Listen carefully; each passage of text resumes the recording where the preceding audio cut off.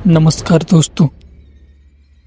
कहते हैं कुछ जगहें सिर्फ खंडर नहीं होती, वो अपने अंदर जिंदा डर छुपाए बैठी होती हैं।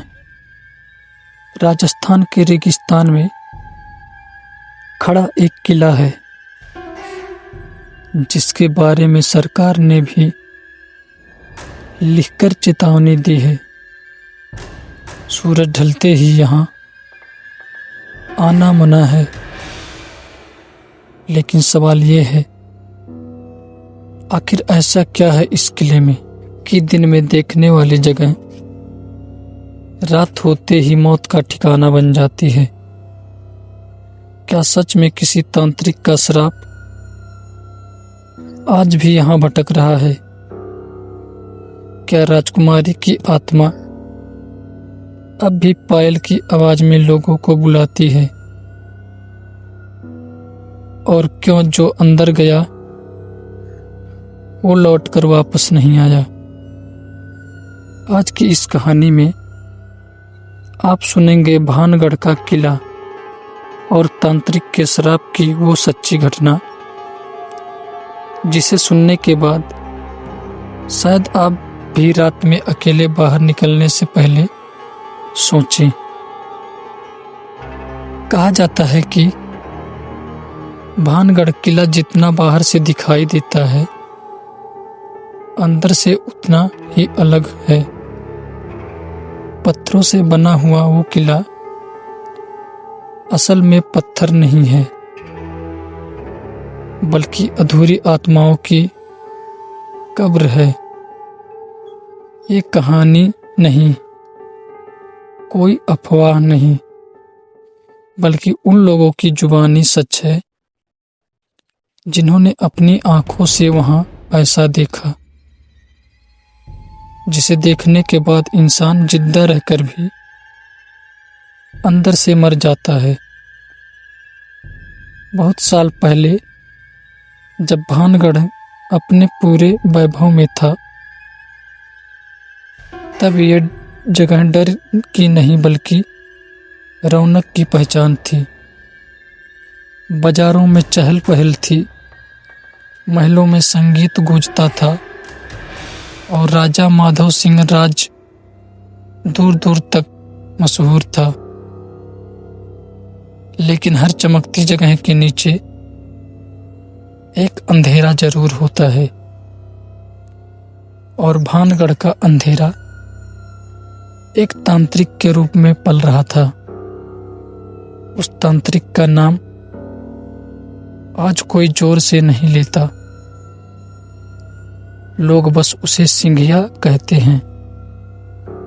कहा जाता है कि वो इंसान नहीं था, बल्कि ऐसी विद्या में डूबा हुआ था जहां से लौटकर कोई सामान्य नहीं रह सकता। उसका शरीर कमजोर था, लेकिन उसकी आंखें अजीब सी आग थी। वो जंगलों में रहता था, शमशानों में साधना करता था और रातों को किले की ऊंची दीवारों को घूरता रहता था। उसी किले में रहती थी राजकुमारी रत्नावती। सुंदरता ऐसी कि कहते हैं चांद भी एक पल को बादलों के पीछे छुप जाता था। उसकी सुंदरता की चर्चा दूर दूर तक थी। राजा ने उसके लिए सख्त नियम बनाए रखे थे। कोई भी अजनबी महल के पास नहीं आ सकता था, लेकिन तांत्रिक के लिए नियम नहीं होते। सिंघिया रोज छुपकर महल को देखता था।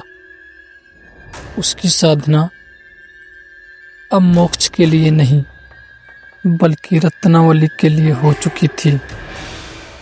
उसने कई बार मंत्रों के जरिए उसे अपने वश में करने की कोशिश की, लेकिन हर बार असफल रहा। रत्नावती सिर्फ सुंदर नहीं थी, उसकी आत्मा भी मजबूत थी। एक दिन बाजार में राजकुमारी के लिए इत्र खरीदा जा रहा था। वही मौका था जिसका इंतजार तांत्रिक कर रहा था। उसने इस इत्र को ऐसा मंत्र फूंका कि जो भी उसे लगाए वो तांत्रिक के वश में हो जाए। लेकिन कहते हैं ना, बुराई अक्सर अपनी ही चाल में फंस जाती है। राजकुमारी को कुछ अजीब सा महसूस हुआ। जैसे ही उसने उस इत्र को देखा, उसे खतरे का आभास हुआ। उसने इत्र की शीशी जमीन पर फेंक दी। शीशी टूटते ही मंत्र उल्टा पड़ गया। कहा जाता है उसी पल तांत्रिक जमीन पर गिर पड़ा, तड़पने लगा। मरते मरते उसने जो कहा वही भानगढ़ का श्राप बन गया। उसने किले की ओर देखकर कहा कि जिस जगह पर उसकी इच्छा पूरी नहीं हुई, वहां कभी किसी की इच्छा पूरी नहीं होगी। जहां उसने प्रेम मांगा, वहां अब सिर्फ मौत रहेगी। और उस पल के बाद भानगढ़ का भाग्य बदल गया। कुछ ही समय किले में अजीब सी घटनाएं होने लगी। लोग बिना वजह बीमार पड़ने लगे।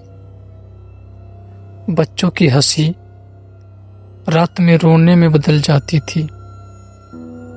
सैनिक कहते हैं कि उन्हीं दीवारों पर किसी के चलने की आवाज आती है। कुएं में रात में फुसफुसाहट सुनाई देती है। एक रात पूरा किला चीखों में गूंज रहा था। सुबह जब लोग उठे तो देखा कि कई घर खाली थे। लोग ऐसे गायब हुए जैसे कभी थे ही नहीं।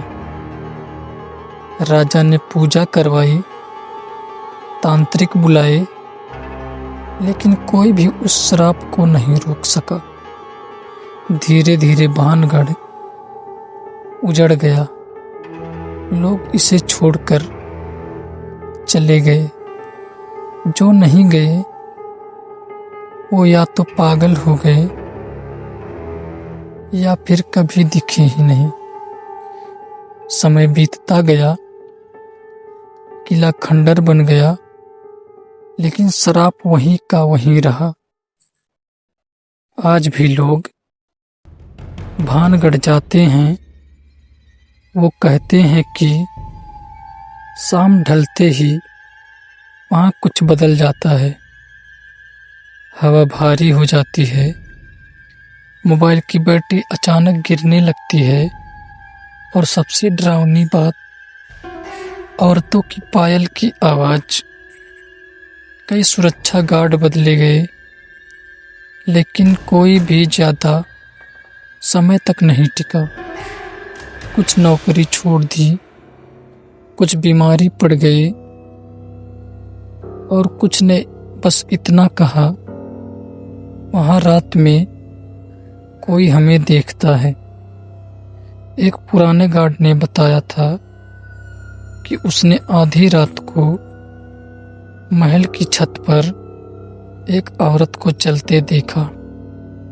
जब उसने आवाज लगाई तो वो पलटी नहीं, बस उसकी पायल की आवाज आई। और अगले दिन वो गार्ड हमेशा के लिए खामोश हो गया। सरकार ने बोर्ड लगा दिए, सूर्यास्त के बाद प्रवेश वर्जित है। लेकिन सवाल ये है कि अगर ये सब झूठ होता तो ये शक्ति क्यों? आज भी स्थानीय लोग कहते हैं कि तांत्रिक का श्राप अभी भी जिंदा है।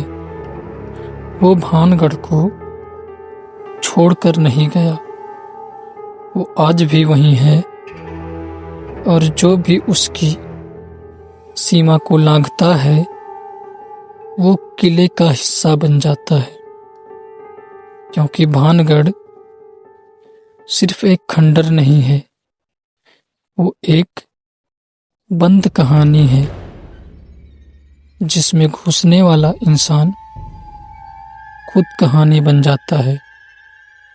तो दोस्तों, आपको ये कहानी कैसी लगी कमेंट करके बताइएगा, और अगर ये स्टोरी आपको अच्छी लगी हो तो वीडियो को लाइक और हमारे चैनल को सब्सक्राइब कर लीजिएगा। तो मिलेंगे कल किसी नेक्स्ट हॉरर स्टोरी के साथ।